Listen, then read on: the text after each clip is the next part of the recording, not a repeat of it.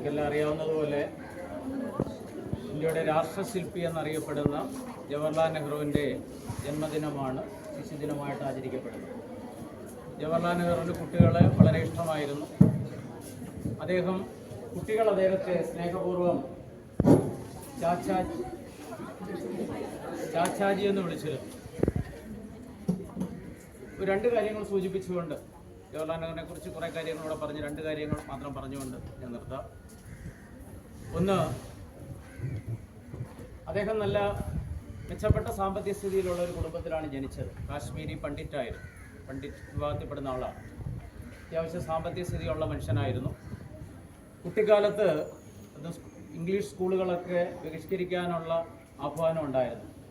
ബ്രിട്ടീഷുകാരുള്ള സമരത്തിൻ്റെ ഭാഗമായി, സ്വാതന്ത്ര്യ സമരത്തിൻ്റെ ഭാഗമായി അദ്ദേഹത്തിന് വീട്ടിൽ തന്നെ ഇംഗ്ലീഷ് ട്യൂട്ടർമാരെ ഏർപ്പാട് ചെയ്തു. ഇംഗ്ലീഷ് ട്യൂട്ടർമാർ അദ്ദേഹത്തെ വീട്ടിൽ പഠിപ്പിച്ച വിഷയങ്ങളെന്ന് പറയുന്നത് സയൻസ്, ഫിലോസഫി അഥവാ തത്വശാസ്ത്രം, ഇങ്ങനെയുള്ള വിഷയങ്ങളാണ്. പ്രത്യേകിച്ച് ഇംഗ്ലീഷൊക്കെയാണ്. സയൻസാണ് മെയിനായിട്ട്. അദ്ദേഹത്തിന് സയൻസ് സബ്ജക്റ്റിൽ വളരെയധികം താല്പര്യം ഉണ്ടായിരുന്നു. സ്കൂളിൽ താഴ്ന്ന ക്ലാസ്സുകളിൽ പോയിട്ടുണ്ട്, അല്ലാതെ അദ്ദേഹം ചരിത്രവും മറ്റ് വിഷയങ്ങൾ പഠിച്ചിട്ടില്ല. എന്നാൽ പിന്നീട് അദ്ദേഹത്തിൻ്റെ സ്വന്തം താല്പര്യപ്രകാരം അദ്ദേഹം ചരിത്ര പുസ്തകങ്ങൾ വായിക്കുകയും ചരിത്രത്തിൽ അഗാധമായ അറിവ് നേടുകയും ചെയ്തു. സ്കൂളിൽ ചരിത്രം പഠിച്ചിട്ടില്ലാത്ത മനുഷ്യൻ പിന്നീട് പ്രധാനപ്പെട്ട രണ്ട് ചരിത്ര പുസ്തകങ്ങൾ എഴുതിയിട്ടുണ്ട്. ഒന്ന് ഇന്ത്യയെ കണ്ടെത്തൽ, മറ്റൊന്ന് ഗ്ലിംസസ് ഓഫ് വേൾഡ് ഹിസ്റ്ററി അഥവാ ലോക ചരിത്ര സംഗ്രഹം.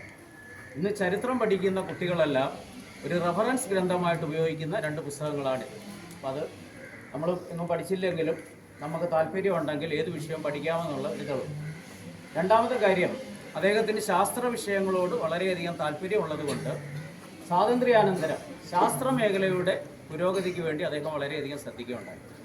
അതിൻ്റെ നേട്ടമാണ് ഇന്ത്യ ഇന്ന് സാമ്പത്തികമായ ഒരു വികസന രാജ്യമാണെങ്കിലും ബഹിരാകാശ ഗവേഷണ രംഗത്ത് സ്പേസ് ടെക്നോളജി, സ്പേസ് റിസർച്ച്, അതിൽ ഇന്ത്യയെ ഒരു വികസിത രാജ്യമായിട്ടാണ് കണക്കാക്കപ്പെടുന്നത്.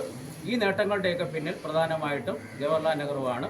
ഇന്ത്യ ഇന്നെത്തി നിൽക്കുന്ന ഈ ഒരവസ്ഥയിൽ നമുക്ക് നന്ദിപൂർവ്വം അദ്ദേഹത്തെ സ്മരിക്കാം. ഇതോടുകൂടി എൻ്റെ വാക്കുകൾ നടത്തുന്നു.